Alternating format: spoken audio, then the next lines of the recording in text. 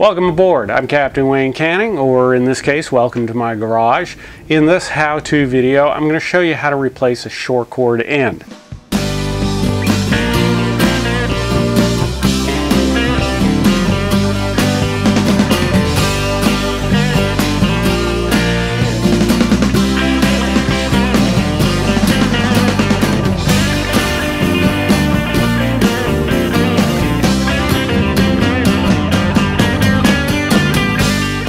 Now I'm using a 50 to 30 adapter off of my boat, but the principles are all the same. We're just replacing the short cord end. And you can see on this short cord that both ends are a little toasted and fried, so it's overdue to go ahead and replace those. So that's what we're going to do today, is replace both of these. But actually, we really only need to show you how to do one, and once we've done one, you'll be able to do the others. And the other end, the male end, is going to be pretty much the same principle. So once we've gone through this, you'll know how to replace any 30 amp short cord end. Now 50 amp short cord ends are a little bit different, and I may show you how to do that in another video. Although the principles are pretty much the same, there's just a few things that are slightly different. Okay, let's go ahead and get started. Now the first thing we're going to do, need a couple of basic hand tools. So we're going to need a razor, knife, wire cutter, screwdriver, wire strippers, and a little bit of dish soap, and I'll show you what we'll do with that in a minute. So let's get right to it. First thing we want to do is go ahead and cut off the bad end. Now what I've done is just some new Marico ends, and I've purchased some new. So let's go ahead and cut this end off.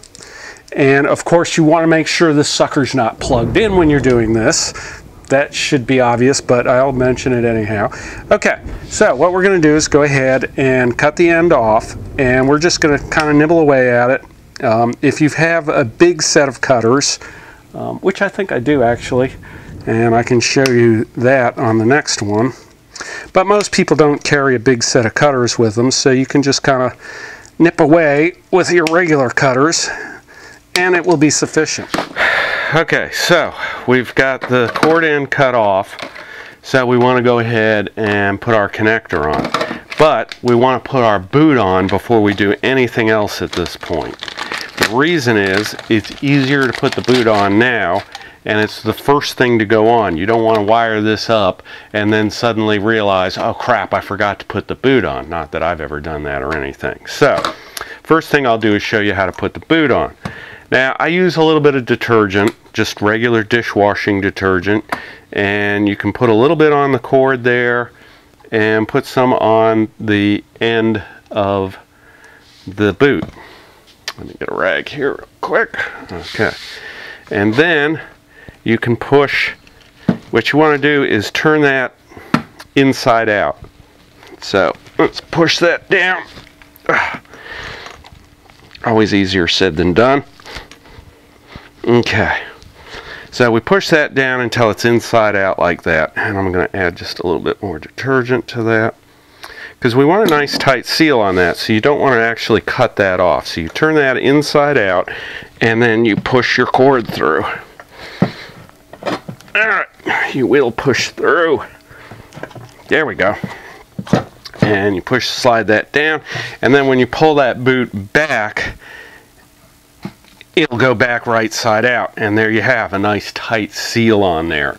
So the boot's on, we push that back to get it out of the way. Oh, I got this ring a little bit off, so we'll fix that, make sure that's right. Okay, so the very next thing you want to do is go ahead and get your cord end.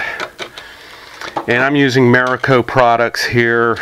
This whole thing applies with Hubble or any other brand. Okay, so the first thing we're going to do is take the cord end apart. Let's close that aside. Alright, so the next thing we want to do is put the cover on. Obviously, because if you put that on first, then you're going to have to take it off again. And I like to do all this before I cut any of these wires down here. It just makes it easier to slip all that stuff on while you've got the full width here. If you strip that back and then try to put all this stuff on, it's just a little bit more difficult. Now you'll notice there's a cable clamp inside of here. Hopefully you can see that on that camera. You want to make sure that cable clamp's opened up. They usually come opened up, but double check it anyhow, otherwise you'll never be able to slide that on. and then basically just slide that down there to get it out of your way. Alright, we're ready for the next step. We're ready to go ahead and put this on. Throwing those screws out there. So what I need to do is strip back the insulation, and I'm going to use a razor knife for that. You want to be careful. You want to strip it about 1.5 inches, maybe 2 inches.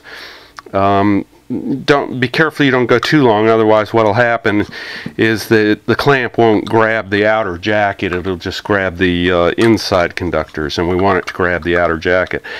So all we have to do is splay these wires out to fit in there, so about 1.5 inches will work on that. And I like to cut around. Don't cut all the way down in, because if you do, you'll nick the insulation on the inner conductors, and we really don't want to do that. So I just cut it about part way and then kind of split it open like that, and with that it just kind of pops open and peels itself open like that. So just be careful, little feel, and then peel it back, and need a little bit more there, and there you go. And then that'll slide right off, and you'll see inside this one has these paper dividers, so we'll just get rid of those because they're going to be in our way.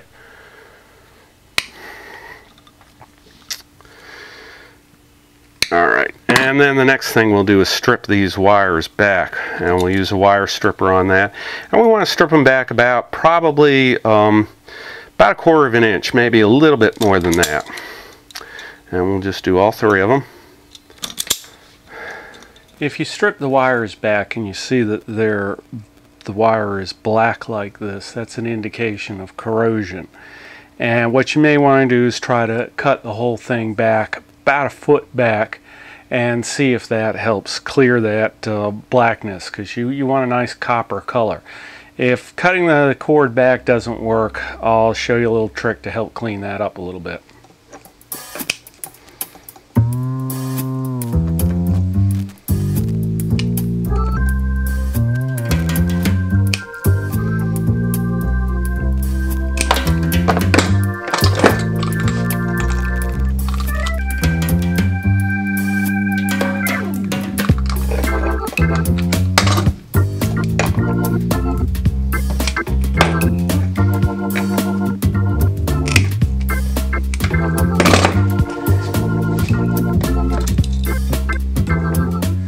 Okay, I've cut these back and I've still got a little bit of black on there. So what I'm going to do is I've got just a little bit of OSPHO in the container here.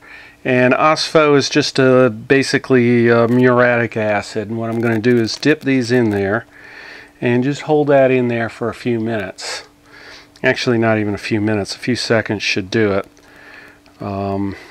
Just want to let that soak in there for a little bit, and let that muriatic acid work on that a little bit, and kind of maybe move it around a little bit. Now, of course, when you're done with this, what you're going to want to do is neutralize the acid, and I'm just going to use a little water and baking soda, and I'll dip it in a little water and baking soda when I'm done. Let's see, we can see an improvement already, and I will just take this small rag and clean that up a bit, and you can see most of that black is coming off, and we're getting down to nice clean copper again.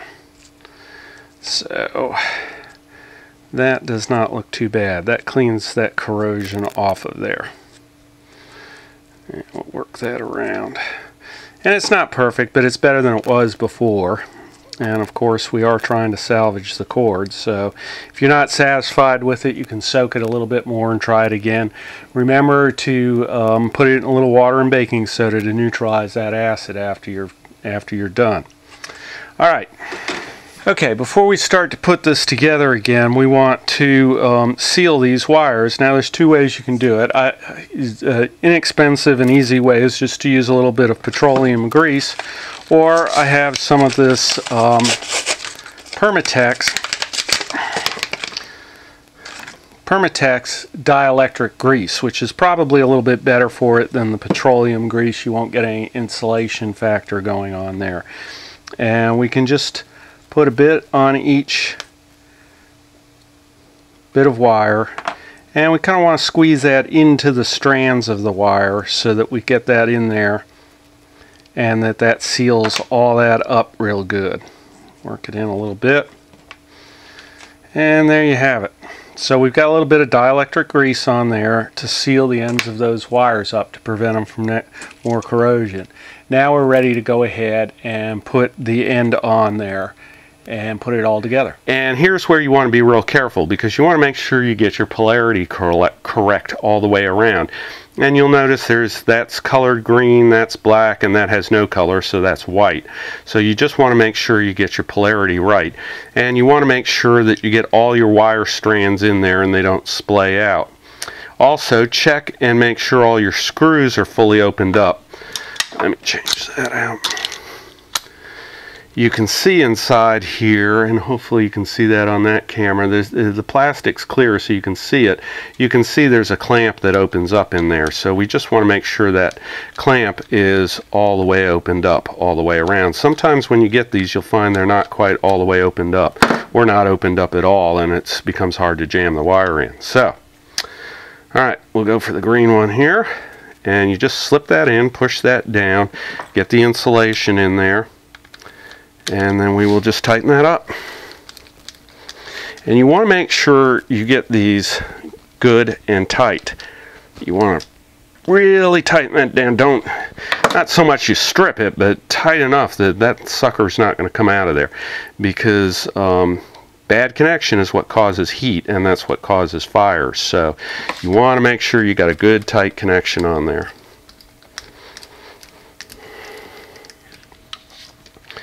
Alright, get that one tightened up good and tight.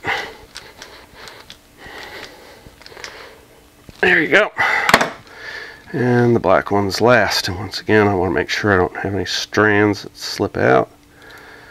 We'll slide that in there and tighten that one up.